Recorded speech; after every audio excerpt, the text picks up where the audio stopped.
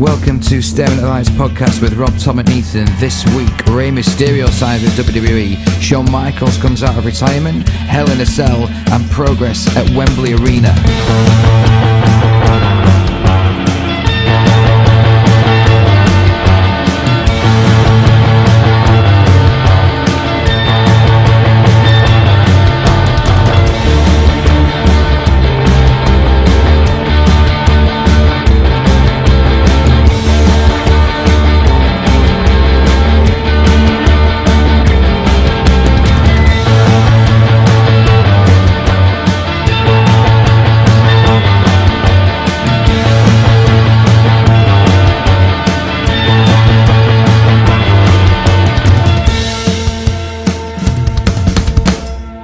So Rey Mysterio signs a reported 2-year deal with WWE. Yeah. Really? There were rumours of this of him. Wasn't there rumours of him doing this January when the Royal Rumble was on, and he came back for the Rumble, then he was back for the Greatest Royal Rumble. Yeah, I feel like there's like rumours every single time he comes back for like a one-time appearance. Like the rumour mill starts churning, and he's like, "Oh yeah, he's going to sign another deal," but nothing seems to ever come of it. But this one does. I was looking into this, and this does seem more plausible than the others. Well, all of his deals that he's ever had, these sort of brief appearances, so like the Rumble and the Greatest Royal Rumble, have been so he can do this, but then he can still go and fulfil his stuff that he's doing in Japan or his stuff that he's going to do in Mexico. How often is he wrestling? Because I know I've seen him on a few shows, like All In and a few like Mexican shows, Japanese shows. But it's like, how could he do the full-time WWE schedule still? Like, 'cause I know his knees like can't be doing good at this. He still stage. looks in good nick, He looks doesn't he? great. He looks great, but Looks I think great. he's on the juice, maybe. I mean, he's That might be libelous. So we throwing might have to around. cut Yeah, that. we might. Rey Mysterio on steroids. You No, heard it I'm here not, first. no, I'm He just looks saying, good, like, he and looks brilliant. in Oh, he better does. shape. Yeah, But yeah. compared than to what like he did when he used to be. compared to Yeah. what he used to look like compared to now, like Yeah. he's Yeah. looking brilliantly. He Like, looks really, really amazing, good. and he's like, they've been. Every time they get a Mexican star in WWE, they always go, he's filling the gap that Rey left. And I mean, Rey left it, like 10 years ago now? Yeah. It's been a Around long that time. It's been a long time. Do we want to see him back though? I'm not bothered. I think if personally. you look at what they're doing with Andrade, He's the future. he was filling the gap that yeah. Alberto Del Rio had left. Yeah. Yeah. Arguably, they But put I him think in I think there. Vince sees that in him though. Like, I think Vince sees that as like that's the Mexican star that we use to push that brand. Yeah. And I get that, like, because Andrade is fucking incredible. Like he's a brilliant He's so wrestler. good. Regardless of, like, you get a lot of the time, they'll kind of crutch on the luchador thing, and he just doesn't. He's as good at wrestling the Japanese style as he is the WWE style, as he is the luchador style. He's like a hybrid athlete. So He is a hybrid, and he's great. But I just think like how much has Ray got left in him? Well, maybe it is like if it's a 2-year thing, maybe it's a bit like he just comes and does these special, like Taker's doing, like this is the last time I'm having this match, or they get him out for these big money storylines, which there seems to be a lot of. I don't know about you guys, but I really don't like seeing these guys kind of tarnish the legacy. Like the talk of what we're going to draw on to of another superstar potentially coming back, and I just think when you've got that perfect ending, it's the Ric Flair thing. It's like you should just end it where you end it, and then people can remember you how you were. Not like. But Rick didn't end it how he ended it, did he? No, he of went course to he didn't. TNA, That's what I'm but saying. It's like, Shawn he ended ruined it how it. he ended it. And Shawn's Yeah, never but like wrestled in a match. On Speaking of Shawn, So news this week: Shawn Michaels possibly coming out of retirement. This was, I think, maybe 2017. When did AJ Styles join? It was like 2016, wasn't it? 16, back He was end of third 16, I in- think, and he was yeah. third in the Rumble. Yeah. And there was talk then that him and Shawn were going to have this sort of dream AJ match. posted that graphic on Twitter, didn't he? The two that of fan them. See, fiction thing. but a lot of people have done that before. Like, because wasn't what was John Cena doing that for on his Instagram? Him Was and it Taker. AJ? Him and Oh, it was Taker, wasn't it? Because Yeah. he had that hoodie on, and Yeah, like and the it's like heel turn thing. I don't know if I don't think Shawn will ever come back because I think he doesn't want to wrestle anymore. I don't think he has any interest in wrestling anymore. The way they're doing it is he'll probably have a run in some kind of Rumble or multi-man match or something. You look back and you're like, because he does every like in the exam, like the Taker Triple H Hell in the Cell. He hit like a couple of Sweet Chin musics and stuff, and like kind of just did every so often. And he still hits a Sweet Chin music. He's in amazing shape. He's in great shape. When he came back he's at filming, he's doing WrestleMania, movies and stuff, isn't he? Like he's in good nick. I saw him at the Albert Hall NXT shows, and he looks brilliant. Like he looks in really good condition. He thought he was going to be wrestling at WrestleMania. They told him to get in ring shape. Yeah. And he came in ring shape, but then they were like, well, it wasn't really a match. I think this all stemmed from that incredible promo that he cut on Taker on Raw the other week. It just makes you see what those guys are like compared to the guys of today, and it's fucking hell. It's like it's like night and day, isn't it? Yeah. I don't know. Different era completely, though, isn't completely, it? and it's not He's a bad going to be thing. involved in this match at Super Showdown, isn't he? He's going to have some involvement in this match. I feel like they're going to go special guest referee again, and I don't want to see that again personally. Like, I've seen that too many times. And they'll probably do some like Austin or something. I don't know whether I want to see him in his full ring attire with his haircut. You know, it's God, he'll have to wig it. He might have to wig up, mate, like Taker. Like Taker did. I hate that he wigs up. It's horrible. It's like in the hat and all. I don't think he does. He does. You see him at Ric Flair's wedding when he was double fisting those. When he was hammering them whiskies or whatever he had. For me, it's a bit like when the NFL comes and plays some games at Wembley, and you're like, doesn't really mean don't much. take that serious. No. It's like the thing is, people you shouldn't. Personally, I don't think you should look at them as house shows, because they aren't house shows. They are huge money events. Like they are pay per not views. Like they're completely pay per views, pay-per-views. and then they don't fit the normal scheduling of WWE pay per views. That's the problem, though. There's no reason why they can't script them into a narrative. But maybe certain narratives don't hit with their chosen beliefs or whatever they want to go down. Do you know what I mean? Maybe I wouldn't certain say it's narratives. beliefs. I think people look at wrestling in different ways around the world. Like you look at. You're right. Yeah, good shout. Like you look at a lot of, like for example, like in like TV televised wrestling, like Lucha Underground has got huge storylines, like really deep. And the way that's filmed as well is so. It's like a TV show. So it's a TV show. It's a soap opera. It's a proper soap opera. And I guess UK wrestling sometimes doesn't have a lot of story behind it. Like independent wrestling companies don't really have a lot of story. I think fans make their own story a lot of the time, and I think that's pretty much the same with any wrestling. But I just feel like in different cultures and countries, everybody looks at wrestling in a different way. But you're always going to have those big stars. Like Brock Lesnar's a big star wherever you take him. Like it doesn't matter who he's wrestling in front of or where it is. The thing with the Middle East though is because it's so untapped, they've got the potential to start developing their own way of how stories are told there. Do you know what I mean? Because there's not really a precedent for it over there. No. I mean, they'll have wrestling, but that'll be like legitimate wrestling where it's boring. But like they have the power now to take something over there that's a product. Obviously, I mean, they can't be that edgy in any way, shape or form really, but they've got the opportunity to actually do something pretty big over there. But it just feels like a bunch of cobbled together matches. They're good. I mean, they're well worked matches, but it'd just be nice if it was consistent and it had some level of continuity with what they're trying to do in the main story. Yeah, and I think that's the thing is you see, so like the Taker and Rusev casket match, like that's mint that Taker's doing a match and he did it so soon after he did his Mania thing, but you know that it's like he's only there because Saudi Prince wants him there. It's a bit. Get me, It feels a bit like Space Jam. There was like a story that you said, I want Shawn Michaels, I want Undertaker, I want Ultimate Warrior, and I want Yokozuna. And like, well, two of them are dead, so we'll just get this sumo wrestler in. And he'll be in it, and then we'll find someone who maybe looks a bit like. Do you know that scene in Space Jam where Michael Jordan's getting propositioned by that Danny DeVito character? He's like, "You'll play one-on-one against a paying customer." I've got to say, and you'll always lose. You've never seen it? Have you seen it? I have. See, he did on after his legitimate injury, but his ball turned injury into another injury, storyline testicle injury. got wrapped around the other testicle. Testicular torsion is what they call it. So painful. Grim. It's arguably, I think, apparently one of the most painful things that can happen to a person. Makes me feel sick. Yeah, don't like it. They like what they do is they like flip round. Yeah, they get like one strangles the other. Yeah, when you think about that, not nice. I wouldn't want to hit a black mass with a testicle wrapped around the other. So fair play to him. I mean, has he got both of them still? That's a great question. Both his chaps. We'll have to try and get him on. Right, ask him. Bit of scandalous crack. Go on. Is he with Zelina Vega?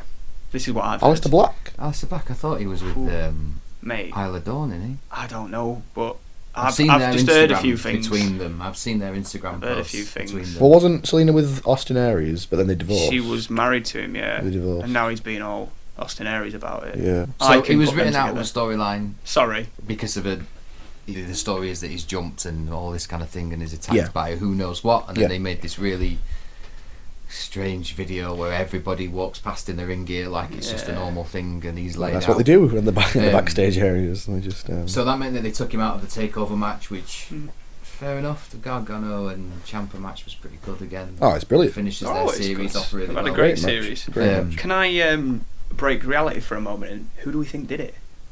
Who did it? Who they're going to build him up against when he comes back? I think this is like, was it who that, I can't remember who it was. Is it like who run Goldust over or who run McMahon over, and it turned out to be Rikishi because they just couldn't think of anybody else? Yeah, I don't think it'd be like that. I don't know have a if plan. they've actually got it. I don't think they know who's done it. I think. Well, I know that. I think I have a hunch. Go on. Based purely on speculation. On Instagram stories. And what I want, mate. There's no Instagram stories. Andrade's come back. I think the Velveteen Dream.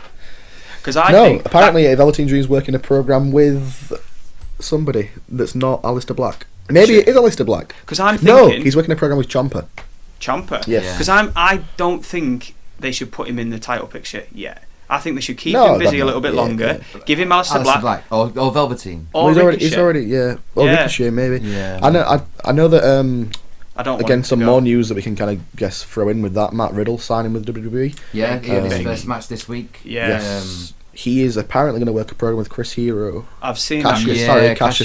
Cassius Ohno said in an interview with William Regal, he said something about bro. Yeah, like give me some more respect, bro, or something. Yeah, bro. Yeah. But that's the thing. That's look at the camera. I've read this thing about Cassius Ohno and how he's happy where he is. He's not moving on. He's not. I don't think he needs to anymore. I mean, I think he just had his was it his 20th anniversary? Something. They brought him in specifically for that to be a really solid hand who could. And he is and you look at like Lars Sullivan. Like I didn't really like Lars Sullivan, and then he worked that match with Cassius on the takeover. That was a great. It was at War Games. Really, and I really like that. And I think he's perfect where he is. I'd like to see him on the main roster. I don't think he'll ever.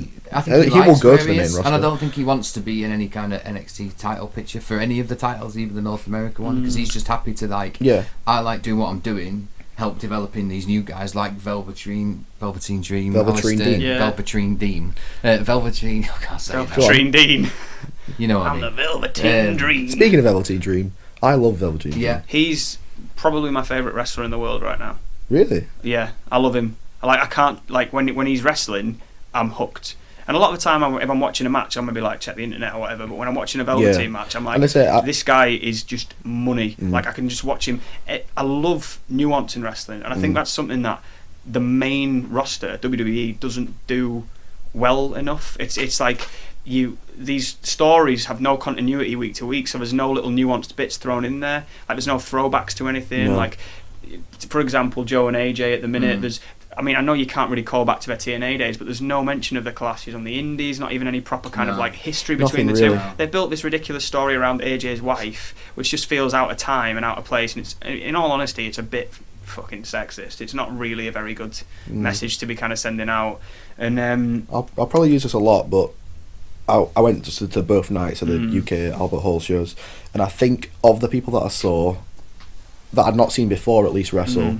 I would say Velveteen Dream was the fucking A1 player in that entire thing. He's incredible. And it was only a tag match. It was him and EC3 versus Ricochet and Aleister Black. His match, which was brilliant. Ricochet at one of the takeovers was incredible. But I say but the way that he worked the crowd at that Albert Hall show was just like mesmerising. It's like an actual pleasure to watch. Like normally you watch wrestling, you're like, that was good, I enjoyed that. But I felt like grateful to have seen that happen. Like it was incredible. I think he's the perfect mix of a deep respect for wrestling. He loves wrestling. He does love wrestling. He's a massive fan. He's got all the charisma of a Dusty Rhodes and all the in-ring ability of a Randy Savage. When you watch him work, when he hits his moves, it's like it might not be like perfect like a Ricochet or a Neville or a Osprey, but it's like it's got that element of like that's beautiful. But that's what's perfect. Good about it is that you see that match like the Best of Super Juniors match with Ricochet and Osprey, where it's just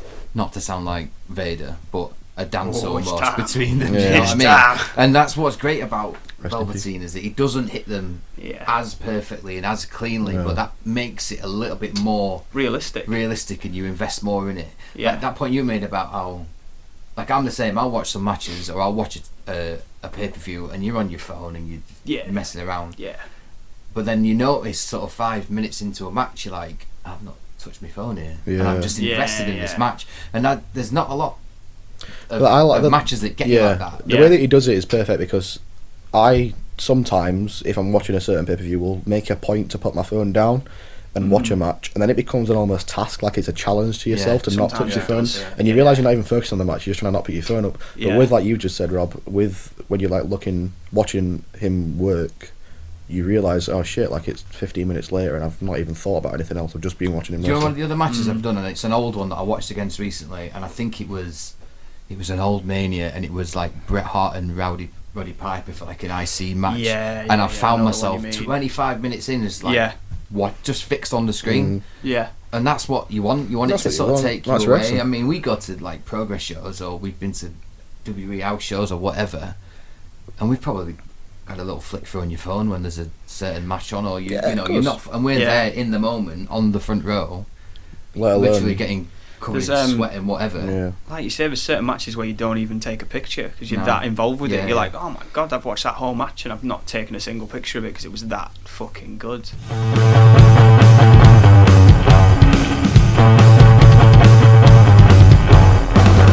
Also this week, so last Sunday we had a Hell in a Cell. Hell in a Cell. Big red cage. The big red cell. Big red cage. Big red cage. I like this room, innit? I wrote some notes about this, and my first sort of question about this whole pay-per-view is shouldn't all the matches be in the cell? No, yes and no. For me personally, not. Some of them don't have a reason to be in a cell. I would look at a cell as a crux to the match, and not the cell as a. No, the match is a crux to the cell. Yeah. So I think for some of them, like, there's just no real... Like, the tag match was probably the best match on the card for me. Didn't happen inside a cage, and I think it was the best match of the night because it didn't happen in a cage. Yeah.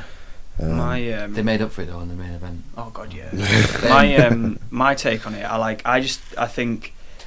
There's two things. It's like you shouldn't base an entire pay-per-view around the cell match. The cell match should stand alone as like, we're going to have this event, but we're going to put these guys in a cell. It shouldn't be the case of we're going to sell this whole thing and call it Hell in a Cell, because then you make that promise to the crowd that's you're never going to live up to. And two, in this era, you can't get away with it. I mean, it doesn't work. Even the extremity of the War Games match there in NXT is too much for the main roster. They just need to kind of sideline the Hell in a Cell, I think, unless they're going to go all in with it. You go hard or you go home with that kind of match. And I mean, we're gonna talk through the matches now, but like, there's certain stuff that they can still do well, and they're like innovating around that, and they're coming up with ideas of how to use it, even though they can't do the classic, we're gonna spike you on the head straight through the cell, and like they are getting more inventive, which is good to see, because at least they're acknowledging we're not just gonna do that match where. I can't remember what it was. I think it was an Orton Triple H match or something where they were in a cell, but it never came into it. It was all inside the ring, and it was just pointless. Like, why are they even in there? What's the point? First match on the main card was the Randy Orton Jeff Hardy match. Great opener.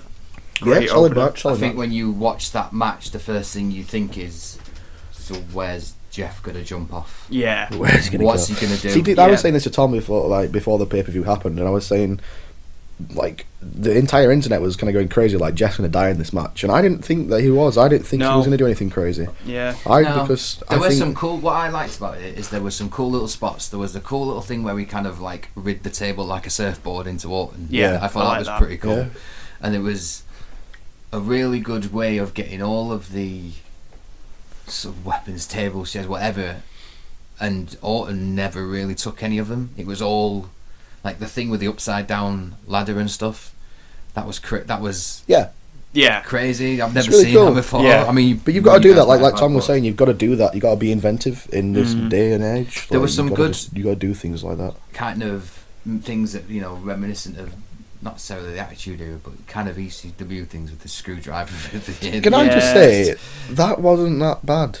No. People were like, that is the worst thing I've ever seen. I mean, he's got a massive hole in his ear, and it doesn't hurt. It's just stretched. And like, it's just. What did you think? But it looked right, and it looked great. It looked brilliant. It looked brilliant. The average fan in the US is probably going to think GFC is a freaky. They probably have no kind of understanding of like plugs and stuff. That's a hot take. I mean, the average WWE kind of fan, which is usually a kid. Do you know what I mean? That's what they're kind of targeting more these days. They're not targeting them. It's just what they are. Like, it's what the fan base is children. I just think that to them, they're going to be like, oh yeah, this is a big freaky thing. I mean, to us, it's just like, mate, I've smoked cigarettes through people's ear holes and stuff. You know what I mean? It's not like, you know what I mean? It's think of that. What a sight that is. Close your eyes and imagine that. To me, I was just kind of like, well, how's he hurting him here? Because a lot of that is, I mean, a lot of it you don't really feel anything because it's just like I would imagine, yeah. I mean, I don't have. It was a good match, good finish. Yeah. I liked how I liked how the refs trying to call it off, and Orton's like, "Let me pin him first." No, I didn't like that because I don't think I didn't like that because it's a Hell in a Cell match. Yeah, that's. I think there's a big point of that at the very last match of the night. So the main event is a big point about that. And I'm not using the crux of Mankind went through the cell and teeth went into his nose and he died. Yeah. And I'm not using that as a thing because that was then and this is now. But if you're gonna put it inside a cell and he falls through a table, don't try and stop the match. The problem is they have like a kind of sliding scale of when something's a big deal. You get someone put through a table on Monday Night Raw, and they'll get back up and finish the match. Yeah. But then they get put through a table inside a Hell in a Cell, and it's supposed to be like, well, we're pushing it a bit further. And if you're trying to work an injury angle, don't work an injury angle inside a Hell in a Cell because you're probably going to get injured. It's a steel cage. It's a stupid way to get yourself out and get some time to recover. Little spots where there were some like legitimate nasty little cuts and Randy's back looked horrible. He lost like a piece of meat out of his leg as well, didn't it? It's like a little bit as like a strip steak. Like what bit was that? Where did it come from? I think it was the swanton onto the chair. But what part of his body was that? Because it was like a gash in his leg. Why did they remove skin? I've had gashes before. I think it was just falling off. I think it just came out. It was like one of those deep cuts that like doesn't bleed. It just there's a bit of flesh coming out. Festers. Weird. See, that's the other thing with that swanton, and I've seen some other people talk about this. Is Jeff doesn't want to do swanton bomb at house shows anymore because it hurts his back too much. But yet he just went onto a chair at Hell in a Cell. I suppose he's probably you do that for you do it for the. I mean, it's the big show, and he's got to do it. Really. I'd said to you before the match, like I really thought they were going to push a Brother Nero angle and have Matt come out and do something because he's obviously moving into a backstage role. But I always thought maybe they'll give him like a manager role for a bit, kind of like broken. Like a little broken manager thing. I thought that would kind of make sense, but having I still think the whole Matt angle's a work anyway. I still think it's a work. Like the footage of him coming out and saying goodbye. I mean, maybe it's just the fact that they can't direct for shit anymore, and the cameramen are just terrible, and the fucking people writing are very good. But that to me sounded the directing thing we'll get onto with another match later in this. Next I imagine we'll be covering that quite a lot. Yeah, Becky Lynch versus Charlotte Flair. I thought was a really good match because it just seemed like a legitimate good wrestling match. Yeah, there weren't any daft spots in it. There weren't anything outrageous. It was just a good. Becky's finally found her position in that women's revolution thing. She was always the kind of like spare part. She never really had a proper role to play in it all. Kind of like she's always been the worker who's underrated wrestler where she's kind of carried that SmackDown women's division for a long time. She's worked all the angles where she's put people over. She's worked all the angles where someone new's come in and she's had to work with them. It wasn't a surprise at like the end of the match, even though she's still a heel. I think I don't know anymore. I don't know. It was almost like an Austin Brett double turn at the end. That's what they're going for. I think that's what they're trying to push. But you deserve it, chance. Yeah, she does deserve it. She does. I know she was the first one, but she was the first SmackDown Women's Champion. But she deserves it again. Quickly pushed aside, and it wasn't really made a big deal. No. Whereas this turn for her, it's if they really go full ball with it and go, you know what, you're a tweener. You can act like a badass, you can do horrible things, but the crowd's still going to cheer you. That's cool. They could be onto a lot of money with her. Yeah. That could be her niche, and they could really make her a marketable superstar. I thought it was great. I thought it was a great match how she worked Charlotte's arm like a proper old school match. Wrestling match, Worked her arm for a bit and then showed how strong Charlotte is, pulling her up for that one-arm powerbomb from an arm bar. They always have, I mean, Charlotte especially always has pretty much one of the best matches of a night, regardless of what pay-per-view she's on. She is shit up. She is amazing. She's wicked. Yeah, she's really good. She's a really good wrestler, man. And I think I don't have much to say about the match personally. Like it was just good, solid match. Nothing, nothing bad happened. Nothing amazing happened. Well, I think because nothing amazing happened or nothing extraordinary happened, that's what makes it probably a better match than. I wouldn't have added anything to the match. I wouldn't have taken anything away from it. I would have probably just liked it, pushed it higher up the card, but that's just the way it is, isn't it? That's just the way it is. The next match was the Show versus the Shield. I hate that name. Can I just start by hate the saying it's show. fucking shit? It's awful. Honestly, it's terrible. Ziggler and McIntyre versus I'll Rollins. stop and swearing. Ambrose. Like, where are we at? Because I've been swearing quite a Oh, bit. Oh, we're gonna Fine. fucking F and Jeff all Excellent. We'll put the little E on the podcast. Literally. What are they called? The other name they have for them? Isn't it The something dogs. Dogs of War? Dogs of War. But that's like the The War Shield, Dogs. isn't it? Justice The War and the Dogs Dogs. of War. Ugh. I Yeah, just, like, I thought knockoff. this was probably one of the best matches on the card. It was a good match. It was the best match. Probably on the the best match. Yeah. I feel it could have been 5 or 10 minutes shorter, because I think the first 10 minutes just was a bit too slow. But then when it ramped up, I thought they it built was it the last 50 perfectly. minutes of that match Yeah. were amazing. Yeah, I thought Yeah. they built it really, really well, and it was a classic tag match where like you kind of Hot tag. waiting and waiting for the hot tag. But that's and what waiting you've and waiting got for with the hot tag. Dean. With Dean on the comeback, like Dean's Yeah, always he's been a hot gonna tag get to that, Seth, of and then course, you've got yeah. McIntyre, who like, I mean, I was talking about McIntyre earlier and just saying how when he first came back to WWE, apparently Well timed. on the tins. On the tin. Ooh, Ranji Boom, sponsored by Ranji Boom. Yeah, he had a. I fucking wish. Ranji Boom, if Mate, you're listening. Nice one, brother. Apparently he'd had a long phone conversation with Triple H in regards to him coming back and what he saw and his plan for his character. And a big part of it was he wanted to be the guy for the dads in the audience, saying like, I want to be this kind of badass that while their kids are watching Roman Reigns, they're looking at me and thinking, he's cool, he's strong. And since he's been back, he's got clean wins. He's got clean wins over Seth, clean wins over Dean. Would you like a clean win? Yeah. So he's got clean wins over Seth and Dean, and he never backs down to Roman or Braun. So he's like, they've built him as this character. They built him who like is- a fucking monster, and I He's a love brick it. shit I house. He's absolutely love it. fucking He's a amazing. brick shit house. Honestly, he's and so good. I think personally the reason I think that the best match on the card is because of him.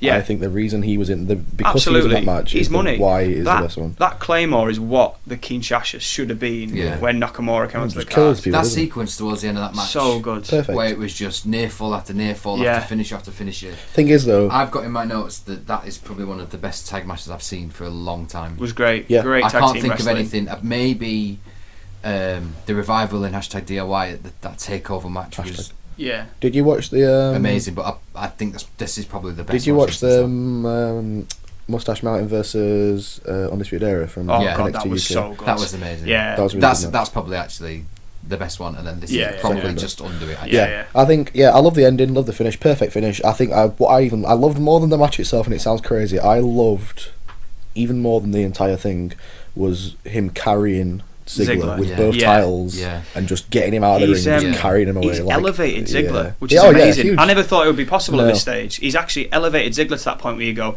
actually, he is kind Like, of when like he's- Shawn yeah, Michaels. he got halfway He's up- good. yeah. This is He's- what I love about that dynamic with them two. Is it's just harks back Diesel to Shawn. Diesel and Shawn Yeah. Michaels. Yeah. It works really well, That and is I said like brilliant. just with him like looking back down the ramp with like Dolph on his shoulders and the tag titles, looking like he'd been through a war, but still come out with everything that he needed to come out with. From Was perfect. my perspective, what I think they should do with him now, because obviously they've got their plan of Braun and Roman forever. They need to somehow get him onto SmackDown, take AJ out, and give him a long run with the actual WWE title. I think it'll come, and it'll come in time. I'm not ready for it yet. I It'll don't think. come, but he is money. No matter which way you spin it, he's going to be the guy that people are going to be like, he's legitimate. I can buy him, and I want to see more of him. Yeah. Next match on the card was the AJ Styles Samoa Joe one, and we touched on it a bit earlier. Like, it was I think it was a good match. It was hard to follow that last match. Yeah, it was a good match. Totally fine. Do you not find that like AJ showed some strength in that torture rack he's power a bomb beast? thing. Was He's just a beast. unbelievable. Yeah, I he's liked brilliant. the finish of it, and I think we spoke about this like earlier in the week and stuff. I like how the camera missed it first time. Yeah. and I they didn't. went back Now I to agree it. with you now that I've watched it again. Yeah. I was like, yeah, actually, that's really good. Because it Yeah. means it makes you like, you don't want that match to finish and everyone think, oh, AJ should have lost then Yeah. straight away. Yeah. And Yeah. then why is Joe kicking off? Why is he so annoyed that he's lost? But then when you watch it back, you're like, oh no, Yeah. he didn't win. Yeah, yeah.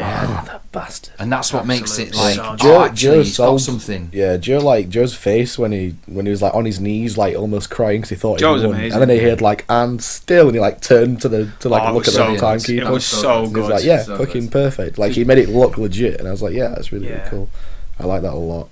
I don't know if I'm It was a hard-hitting match as well. I don't know if I'm like happy or not to see that probably the end of this program is going to be at Super Showdown, and does it deserve to be? At I don't something think it like, will be. I think they'll do another one. I think it should be at something like Survivor Series. They'll do another one. Or even push it all the way to the Royal Rumble. The one thing I wanted to bring up in regards to that match is that there's been reports of TNA officials at Stamford headquarters of WWE. Now, apparently it's to do with the library that TNA. Obviously, they've been talking about this back library for a long time. Yeah. Now, well, they've used them before in the Angle documentary. They even had Dixie Carter on the WWE 24 show, didn't they? Yeah, I really hope they do these two guys justice, and when they do have that final showdown, give it some kind of history to it. Because these two, like, while they talk about that on like.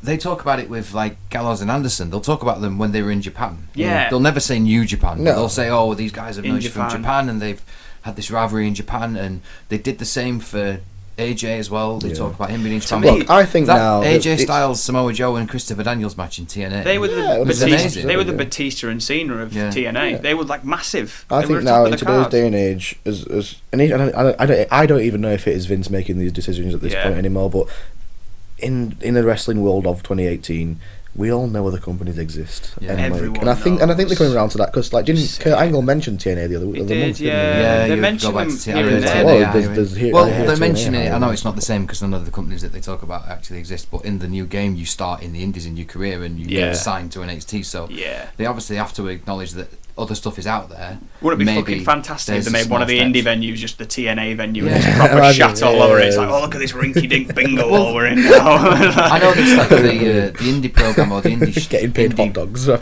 promotion that they have in the game is called like BCW. BC Dub. But why not? That sounds a bit close to bestiality. Makes me uncomfortable. I don't like it. Why choose that? Right, that's a gimmick. That's one of the gimmick matches when you start off your Beastie career. Dub, run by the Beastie Boys. with the partnership that they've got with like ICW and Progress in England, why not just use their name? Just Progress and ICW aren't going to make a game, are they? They're never going to. ICW are making a game. They've been making a game forever. But it's not making that game. They're making it. But why not? Why not just get them in? Mate, how happy would they be if Progress There's talk of having Progress shows on the network and ICW shows, so why not just throw them a little bone and chuck them in? They started using non-copyrighted music and then suddenly they're using copyrighted music again. Is it just... You'll probably know more than me. Yeah, I don't know obviously the ins and outs of it because I don't work for either company, unfortunately. I think essentially it was genuine just like copyright strikes. Right. It started off with when they got signed by WWE. I would assume personally when they got signed by the WWE, that flagged their radars. Like flagged copyrights, radars. So like, oh, this is pretty big. Like on Pivot Shed, they got however many thousand subscribers that subscribe to the on demand. Let's have a look at that. Oh wait, they're using AFI and all this kind of Jack White and things like that. That's not allowed. So let's get rid of that. And then I think they kind of they went to like the non-copyrighted stuff, but was copyrighted, but wasn't copyrighted at the same time with the like the Pete Dunne and Flash Morgan themes and stuff like that. And then it kind of went away for a little bit, and I think that was because they were planning on going to the network, and then the network deal fell through, or WWE was just like, I don't want to do that just yet. WWE have made a lot. They'll be dragging it out like they've done with the and then NXT UK of course, thing, and I think what'll happen is, so I think for a little time they just kind of went back to using them again, and then I think apparently they had some spats, they've had lawyers involved and things like that. And they're now no longer allowed to use any music, even like the Hot Tag Media Works stuff that the guys have made. They can't use the Hot Tag stuff. No. That's weird because you think they would have licensed that, like the talent would have paid them to make it for them. Do you know what I mean? No. Mate, someone's gonna have to learn how to make some music. Mate, you could do it.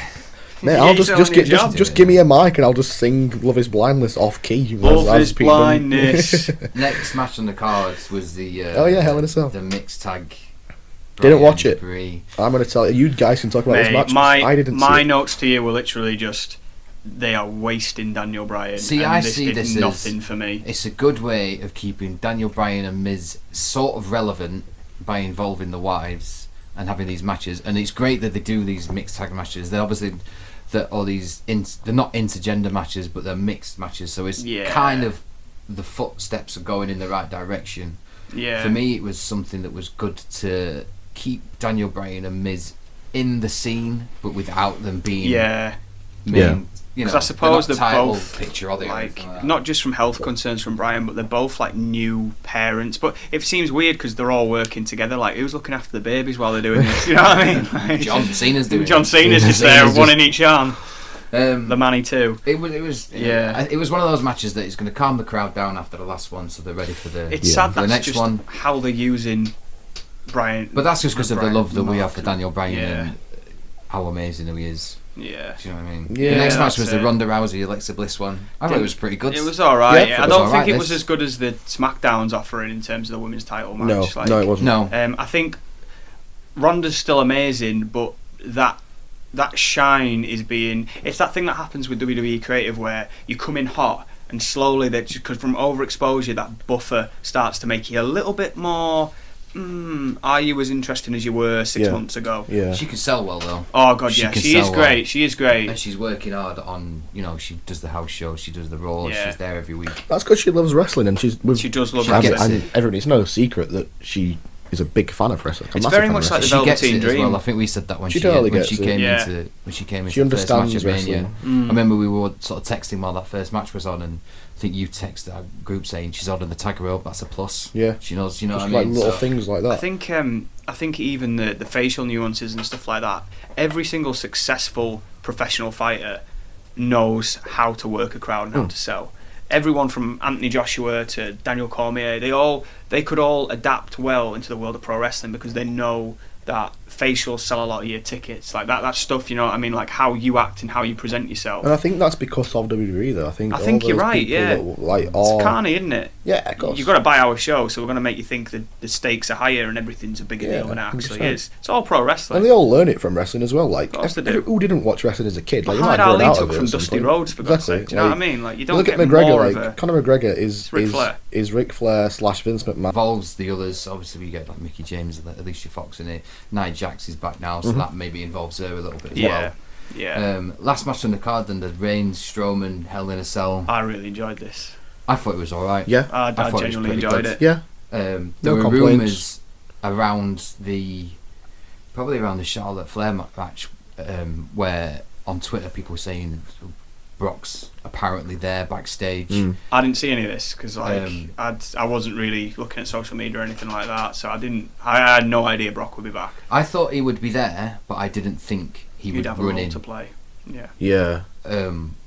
When his music hit, it was great. It was a great really, really good. But when his last match in, everyone was booing him.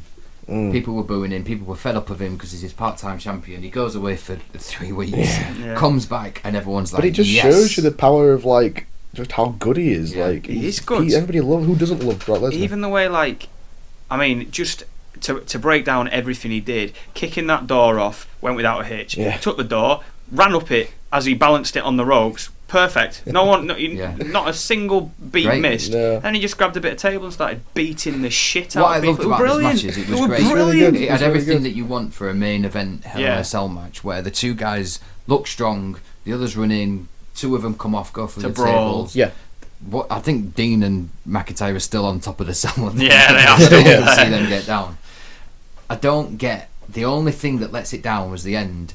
Is it getting called off? Yeah. At least a 10 count. This is the thing. When neither of them could get up. I know you said you didn't want to bring in... At least an actual finish. Yeah, I know you said you didn't want to bring in, like, Foley and everything like that, because I know it is a different time, but you still think Hell in a Cell, the way they advertise it, it's supposed to be this raw, demonic structure where all this horrible stuff happens, and the fact, like, that neither of them went off the cell, neither of them went through the cell, neither of them got that badly beat up apart from at the very end. For God's sake, like, Braun's like flipping ambulances and doing all sorts of stuff, and neither one of those guys could make the cover. They had to call it off. It doesn't make sense. I wonder what Foley thought to that. Mate, I don't know what Foley thinks about anything anymore. It's a shame that he was involved in the match because he's got a book coming out, and he had a network special on straight after Hell in a Cell finished. He added literally nothing to the match. No, which is a shame. It's a shame, but then what could he have done though? Really, let's be honest. Like, what could I did enjoy the accidental 3 count, and then he built it in, saying, "I know I've made a mistake. It was my fault." And then Strowman looks stronger because Foley's legitimately sort of scared of him because he's like feels like he's cheating him out. It was good. I thought it was a good match. It was a good finish. It's just it could have had an actual full stop or something at the end of it, rather than just like, well, what if you were in that crowd and that was happening? You'd just be like, just something else could happen, or is that it? Do we go home? Do we go home now? If I was booking the match, like, I'd get rid of that one spot that always bothers me, where they position themselves at the same part of the cell to go through the table, because they can't quite do it from the top because they're not mental like Shane McMahon, but they position themselves clinging on to the same part, and it's like that awkward positioning, and then they go, right, let's go, and kind of jump off, and it's just, that always takes me out of it a little bit. I'd start to be looking at, how can we get around that? How can we do a big table spot but get around that?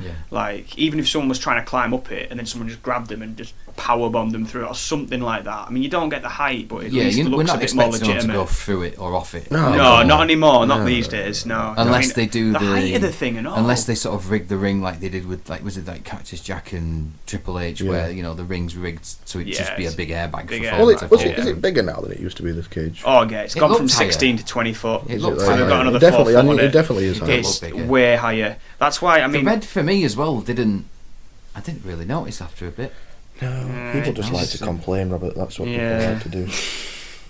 People who are about to buy 2K19 will complain because the cell will be silver and not red. So next year someone we'll have saying, why didn't they make it black? And I'm like, mate, you wouldn't have seen anything. Like, are you kidding? That'd be like one of the old, like, even though it wasn't a black cage, but the old legitimate War Games WCW with the 3 cages on top of each other. You could see nothing. Crazy. You could see absolutely nothing. It's like anything that involves covering the ring with something doesn't really work out. Mate, I say bring back that old blue cage. Bring back the Punjabi prison, mate. That's what we need to bring back. The Punjabi prison. You could not see never been a bad one of them. Shit all inside that. Never been a bad.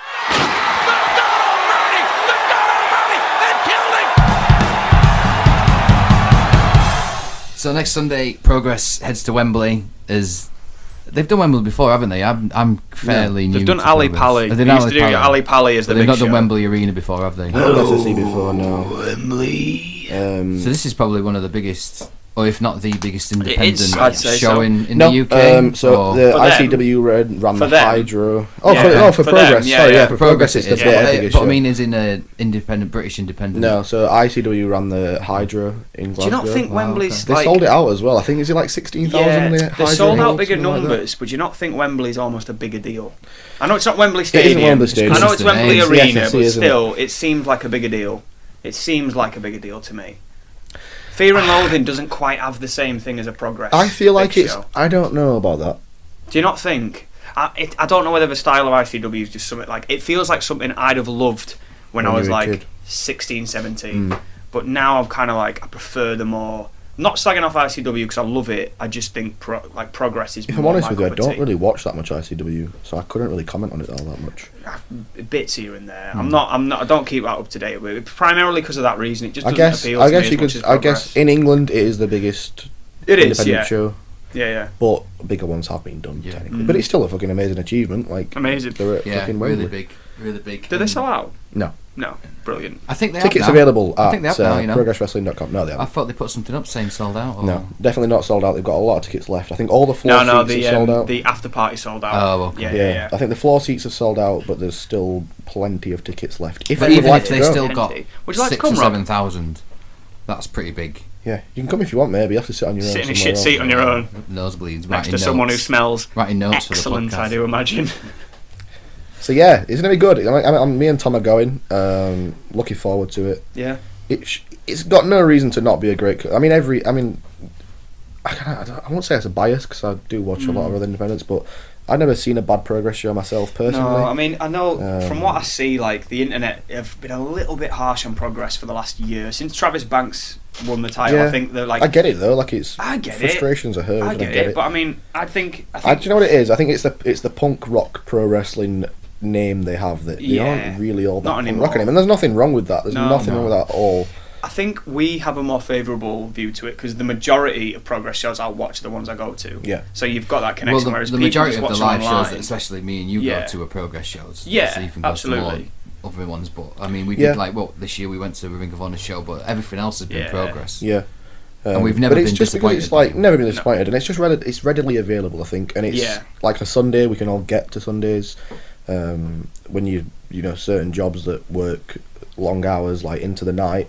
Because for example, like Southside run co-op a lot, and definitely like that's on our doorstep. We do like day shows and do Saturday shows, and we can't get to those. No. So I think Progress are like more available for us, and that's perfect. Like it's amazing, and that's why I do love them even more, is because I can get to them shows and I can watch them. They make that consideration for people that Sunday's the day of the week that the majority of people are going to be able to get through. If you work a 9 to 5, you're off Saturday, Sunday, and if you work other jobs, the worst you're working until is 5 o'clock. You could probably get to a show if you need to get to a show. Yeah. If you live in the vicinity. And they always treat every show. It's not like you go and you see a Progress House show. I mean, I don't know how the Camden shows run because they're kind of more their regular run. They're more of their weekly show. They would. I would look at the Sheffield, Birmingham, etc. shows as the house shows. No, I look at those house shows. They never feel like it. They always feel like there's stuff on the line. Camden, the Sheffield and Manchester ones we've been to have had very little title changes. They don't. And if they have had one, they had the one where Havoc and Haskins beat Grizzly Young Vets for the tag titles, but then 2 days later they won them back. No, the Camden shows they're not weekly, they're monthly, so they run monthly. I would look at them as the more storyline driven shows. Yeah. And they all run the same. They all follow the storylines. It's not like a house show where you just see the same match. It's not like a WWE house show, nothing like that, where they're just like phoning it in. They're genuinely working hard. Yeah, they're putting in good They're not matches. working out. They're not working out matches like you would find on a WWE house show. No, they're genuinely like going in and giving it. But you don't go to a Progress show up north like the WWE house show we went to when they had the.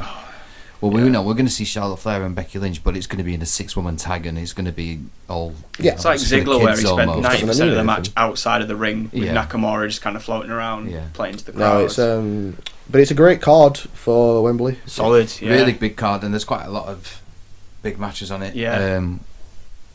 Have we got? I don't necessarily know what order these matches are in, so we'll go with Matt Riddle's last independent show, and he's taking on Mark Haskins. Yes, I'm looking forward to that. Like since we started going, I'd say the first show we went to, Matt Riddle was probably the biggest deal for me because him and Travis Banks were just smashing us, like just smashing the shit out of us at ringside. Yeah. And that like it was a great match. It was amazing, and like since then, Matt Riddle's always been someone where if I go to a show and he's on it, I know he's going to be having one of the best matches, if not the match of the night, because he always gives a great performance. And it's like it's going to be kind of emotional seeing him go and become part of the WWE machine because he kind of felt like someone who would elevate any card he was on because he's just a superstar. And I think seeing him go, especially against someone like Haskins who always delivers like that, I think that's going to be one of the best matches of the night. If not, it could be match of the night. There's a lot of love for him on WWE already. I mean, I think there was a lot of talk about before he signed, like would he sign because he likes these weed and stuff, and are they going to kind of stand with that? I mean, that's the whole reason. They've done a big kind of thing on their website this week on WWE.com where there's a big sort of photo spread about him, and the main picture on the front of their website is him holding the Progress Atlas title. So it's great to see them acknowledging where he's come from almost. Definitely. I know we spoke earlier about how they don't talk about the indies and stuff, but you kind of feel like with NXT it's a different thing, so maybe they will. Definitely feels like that. Yeah. It'll be a great match. There's no reason why it can't be a great match. I can't see Riddle winning. He'll probably go out on his back. He's quite respectful. Staring at the lights. Staring at the lights! He said it! He said it! He said it. We can leave now. We can leave. Thank you very much for listening, guys. Now, Pete Dunne versus Dragunov. Now, I've heard this is going to be massive. Yeah. I'm fairly new to this independent scene. I've not heard of Dragunov before. So, Ilya Dragunov is a fucking madman. He's a psycho. He's like a great wrestler. Fucking intensity is like I've not seen anybody wrestle like in a long time. He's from Germany, so he wrestles in a promotion called WXW. His gimmick is based around Russian, though, right? Is he Russian himself? That's a great question. I don't know whether he's actually German himself, but he definitely, his whole gimmick is a Russian. He may be thing. Russian. I'm honestly not too sure. I just know that he wrestles primarily in Germany. He's like Tyler Bate on bath salts. He's fucking mental. Watching him like wrestle guys like Walter, Timothy Thatcher. Even he had a great match against like Cesaro back when he was on the Indies. Like you can find that online. Like there's some crazy stuff. Aleister Black as well. But he always wrestles this like intense underdog style. Like he's always getting beat down and beat down and beat down. He's not a big guy, is he? He's probably a bit smaller than Pete. He's small, but he's powerful. Yeah, it has potential for the best match of the card. Yeah, plus of the two guys that are well. in it, and like Pete can wrestle anybody. The only criticism you'd have with it is they're advertising it as the biggest match in European wrestling, which it may very well be, but they haven't had the opportunity to really build it. Other than when he came out at the last Progress show we were at, there's not really been much interaction between the two. Dragunov's been kind of promoted, No, but he came Pete's back. kind of... He came back at the Camden show. Right, I must have missed he came that out one. and beat down Pete. Did he? Right, fair. Yeah, That's the way the first I'd heard of him, because I think you might have put a picture up even of it or So something. we up went of it. in at the so Progress ran Victoria Warehouse Yeah. not too long ago, and it was a tag match. Done in 7? Trent? It was Trent. No, Oh, no, Dunn and Tyler, because Yeah, Trent was injured against. Trent was like managing them, wasn't he? He came out on the entrance. Who was it against? I don't know. Oh, it was it Matt Riddle and David Starr? That was at no, that was at Ritz. I don't remember who it was against, but it was against some kind of tag team, and at the end of it, the music hit. Well, no, sorry. Yeah. There's a guy called Christian Jacobi who Yeah, manages he came Ilya out Dragunov, and he came pumped out everyone up. and was like, this could be the match. He had nuclear heat on that night. Yeah, perfect. And then the music hit, and we were like, oh shit, like is he Shit, here? he's Because he'd not really here, been yeah. to like UK very often before that. And that's when he came out. They stared each other down, and he was like, well, it's not happening in this shithole of a town. It's going to happen at Wembley. It's for the big bucks. And then nothing really got heard of until the other month when he came out and attacked Pete Dunne.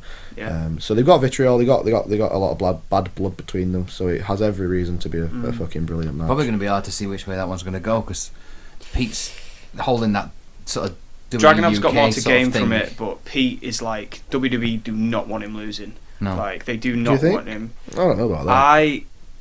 I don't know who they can line up to take that UK title off him.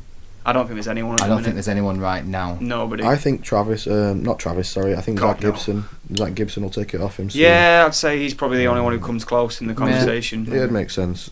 Flash, maybe. Yeah, it'll be a great match. There's a no DQ match, Jimmy Havoc and Paul Robinson. So this is going to stem from the That's going to be Havoc and carnage. Ospreay match where Robinson was the special ref. Yeah, so They've got a long history, though. very long history. A while ago, Paul Robinson and Jimmy Havoc were kind of like in a stable They're almost like together, I tag guess, team, like a tag stable team type thing. for quite a long time. And I mean, Havoc held the Progress title for 2 years, which people forget a lot of the time. He's kind of faded into the background a little bit.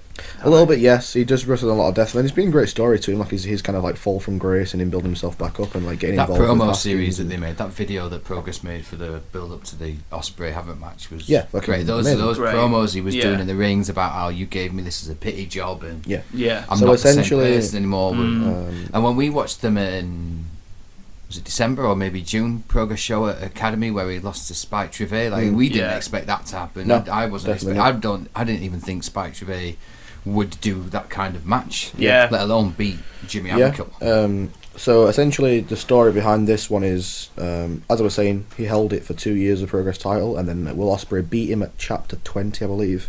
And then the chapter after, Havoc was obviously upset as expected that he'd lost the title, and he wanted a rematch and all this kind of good stuff. So Jimmy Havoc and Jim Smallman had a lot of bad blood, like he'd beat down Jim Smallman before and things like this. So while Paul Robinson and Jimmy Havoc were still in the tag team together, or a stable together, I guess you'd call it, Jim Smallman said, you can have a title shot if you beat someone, and that someone is Paul Robinson in a no DQ match that's starting right now. So at Chapter 21 they had an absolute fucking bloodbath of death match, Jimmy Havoc and Paul Robinson, to which I believe Robinson won. And then so obviously the build up between Ospreay and Havoc, with Ospreay being the one that beat Havoc for the title, has always been bad blood between them. And then last month, of course, it was meant to be Jimmy Havoc versus Will Ospreay at Wembley, but because of the New Japan contract, Ospreay can't be there anymore. Wembley up that, hasn't Yeah, it? but even Jimmy Havoc himself said like he knew they weren't going to get an hour at Wembley, but No. they got an hour in Camden. They got an hour to do an absolute or like crazy like match with Paul Robinson as a guest referee. So towards the end of the match, some shenanigans happened and Paul Robinson screwed Jimmy Havoc out of that match, which set up. For me, I like it a lot. Some people weren't happy about it online, but I think it's great. yeah, for me, I think there's a reason for them to be fighting each other. Like it makes keeps, sense it because keeps Paul Havoc away Robinson from has been that belt as retired. well. Yeah, Paul Robinson's been retired now for quite a long time Yeah. due to injury, but now he's back. And it What a could horrible be- match to return to. Yeah, That's going to be absolutely minging for the poor yeah. lad. I mean, he's a fucking madman though. Oh yeah, mental. But no, Mental. it's got every reason to be again great. It's a proper grudge match. It makes sense. Yeah, looking forward to that one as well. Should be good. Next match is the TLC match with Eddie Dennis and Mark Andrews.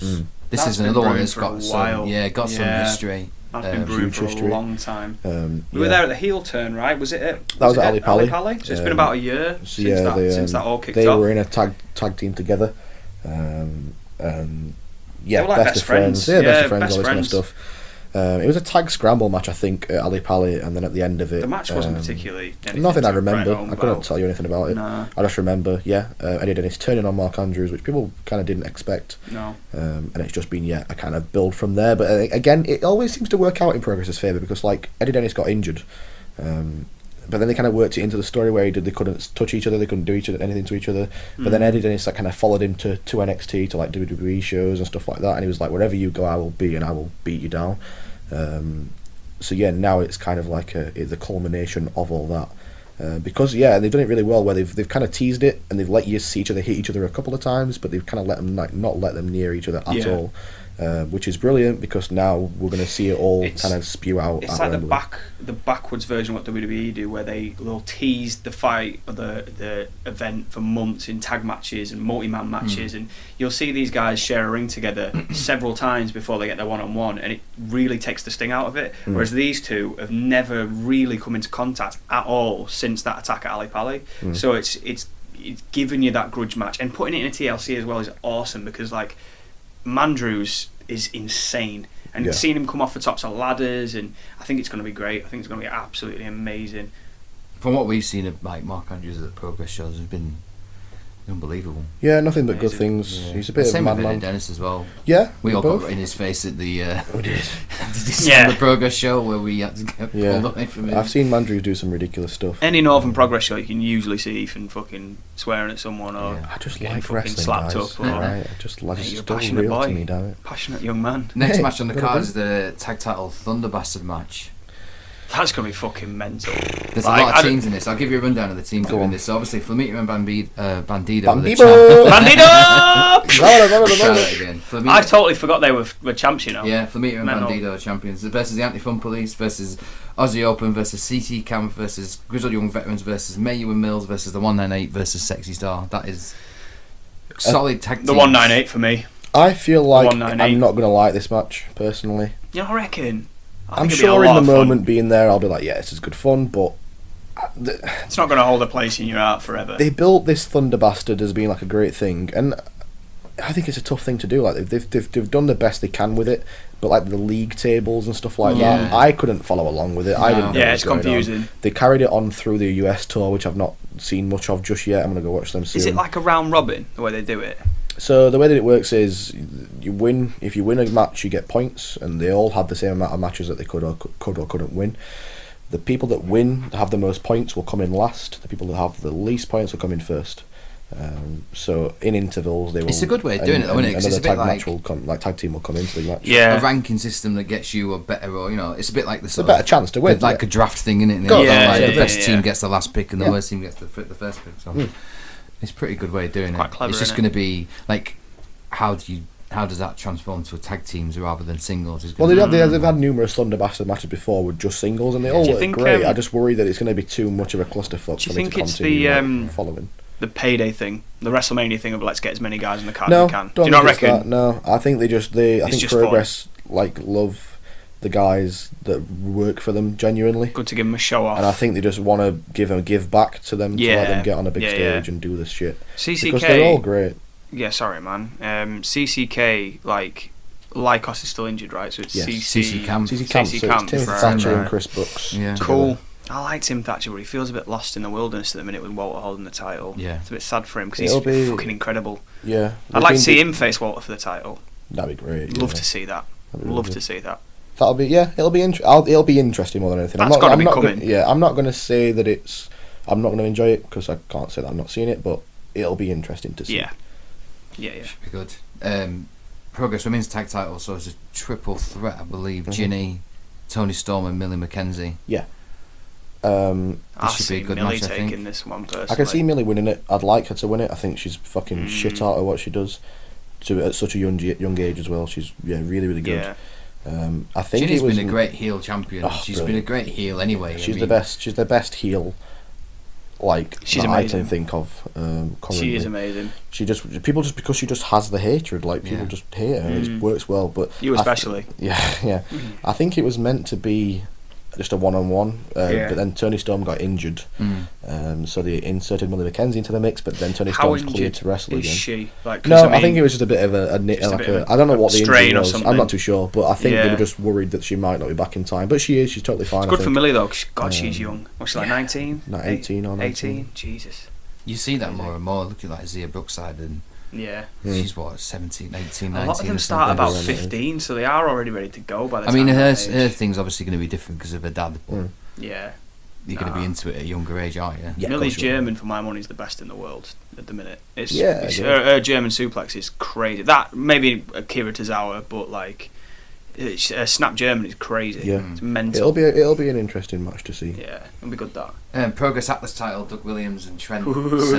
Big boys. If Doug loses, then that's him retiring. Doug's not going anywhere, man. Doug's retiring. Do you reckon? I think he will. He's been on.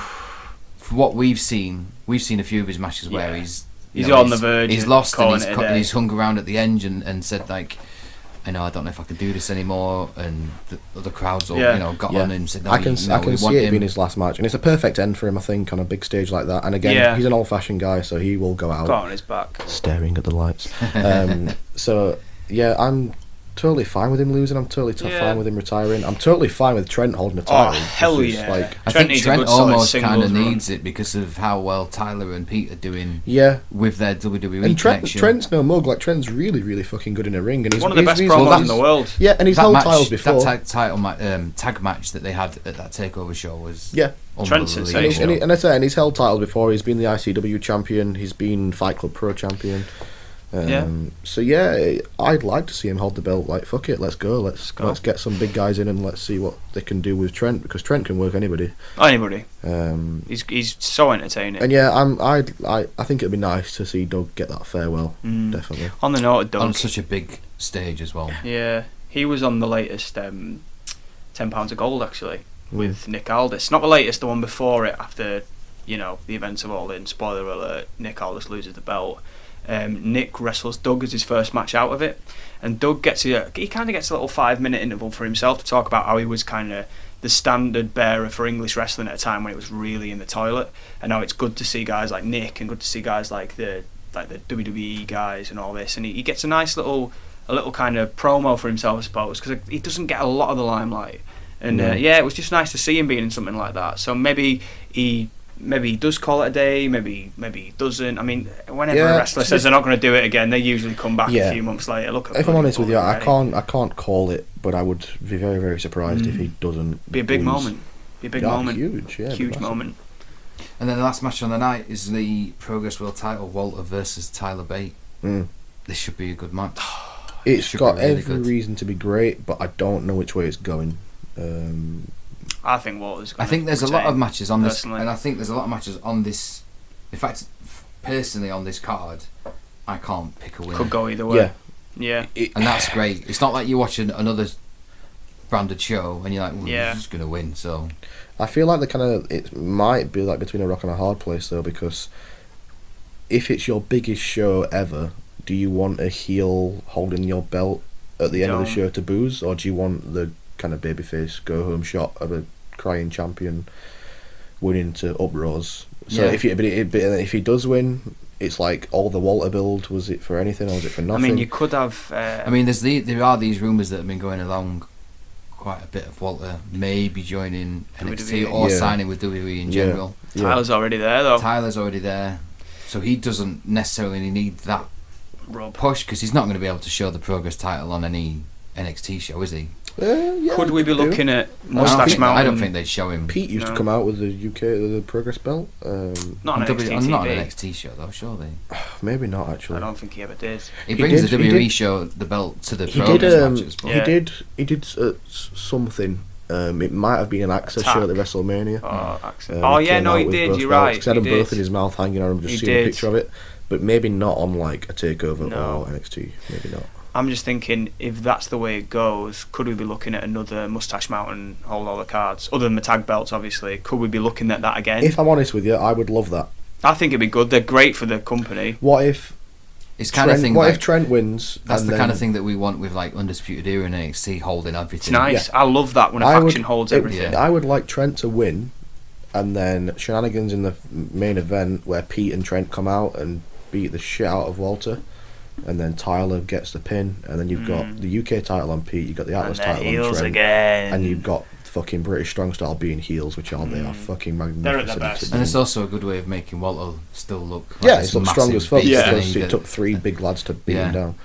But it's a David versus Goliath match, and fucking David won, so let's see what Tyler's happens. going to feel minging Monday morning. Yeah, he's going to feel absolutely minging. Way. He will be His written chest off. is going to be lit up. Oh, mate. Yeah. Like Mark Davis's was. That was awful. That was awful. That was absolutely awful. That was so that's next Sunday. That's the 30th of September. Yeah, looking forward to it. Tickets are available. Progresswrestling.com. Yes, you can get tickets if you want to go. It'll be fun. I think the tickets start at like 30 quid. So like 30 quid for a great show of wrestling. There's a pre-show match just been announced today as well. What we're looking at there? It's like a battle royale. Got to love one of them. Types. It's got Chuck Mambo, TK Cooper, Pastor, Billy Eva, Spike Trevay, I love Billy Eva. I love Billy Eva. Roy Johnson, Chuck Mambo's recently had a gimmick Sid Scala. change, hasn't he? He's recently cut a little heel promo, and he didn't attack. I don't know if it's kind of following across. Is it not all canon? these Because stuff. that was a great promo. Maybe it's canon. I don't know. That was a good promo. Did you see that promo? I've seen that. Oh, mate, it was good. He did a whole thing about hiding behind masks, and how he's not. He's been, a surfer dude for so long, and it's like he's breaking that down. And it was an impassioned promo. It was really good. I mean, I've never been a big Chuck Mambo fan. I've always looked at him and thought, you kind of remind me of the old school Butlins wrestling. Like, no offense to him, like I think he's great and he does what he does, but I've never been his biggest fan. But watching that, I was like, that is something I can get behind. Yeah, like that's cool because you've got that old school thought of what wrestling is. Yeah. But when you turn it on its head and you're doing something quite edgy, and I like that. Yeah. I really do. Yeah. I think we can all agree British wrestling is in such a good place compared to what it was like. Unless you watch World of Sport. Unless you watch World of Sport. Oh, Jesus. But then you can't. The thing with World of Sport is, and I think we've mentioned this before, it's not necessarily the matches. It's not necessarily the product itself. What lets World of Sport down is the presentation on the TV. It's run like an X Factor show. Yeah. It's run like a wrestling version. Do you think of it's like, they give Jeremy Kyle tickets out for free, and sometimes they go, oh, we've got these tickets, should we just go? Because it feels like half the fans don't even know what they're watching. Yeah. No idea. But maybe we're spoilt with Progress fans, where everyone knows what's happening. Everyone's maybe in on it. Everyone knows the deal and what to expect, and maybe we're spoilt with that. Can you imagine being a kid that can't get on the internet or like doesn't have premium TV, and then they get to watch that on a Saturday night and they're like, wow, that's pretty cool. I like that. That's the good thing about it, because there will be a load of like kids or a lot of people who don't get to watch wrestling regularly who go, you know what, it's not the best, but it's still wrestling, it's still cool. Like there's always that to think of, but I mean, it's suffering. What's on at like 4 p.m. or something They've stupid like that time now? like 8,000 times. I don't know. I don't watch it. I don't keep up with it. I don't care for it in any way. Yeah. But, and again, I tried to. I did give it a go because I tried to support any UK wrestling. Yeah. Anything that could be a kind of competitor to WWE, I will watch. But it's been. The unfortunate thing is with the deals that got struck with the Progress guys that came to WWE, they were all designed to stop them having any involvement with World of Sport. Horrible. And you kind of feel like it's had the life choked out of it before it could start, but still. It's not necessarily about the matches or the angles, it's the production, and that's what's kind of... It's been booked by someone who doesn't have the finger on the pulse of what wrestling is. No. It's been booked by a TV executive. Pretty much, yes. And they could have had something good on their hands if they'd just given it to anybody who has even a modicum of understanding of what wrestling is. Because they've gone, oh, Big Daddy, let's do Big Daddy again. It's a shame, and hopefully it gets better, but we've got Progress, and we've got other stuff. There's other stuff coming up, I mean, we've got there's a Defiant show coming up at the start of October that we might try and get to. You guys should go, even if I can't get to it. We'll try and I think we're going to try and get to it. It's at the Plug in Sheffield. Tickets also. I've not been to one of these, but it sounds like it's all standing, so it just sounds standing pretty arena, cool. very very small, very compact and intimate. Bigger ring as well. Than kind of like ICW were doing that for a while, standing room shows. It's decent. I've been a couple of times and it is really good. There's a lot of stuff coming up really. It's a good time to be a wrestling. Should be good. That's on the 10th of October. I'm sure we'll talk about that when we're back, as we will talk about Progress. Yeah, we'll give a Wembley rundown of Progress and next time. Anything else that we kind of think of, and then in the meantime, you can catch us on @TheLightsPod on Twitter or Staring at the Lights on Instagram. My name's Rob. This is Tom and Ethan. Hello. And that's it. We'll see you next time.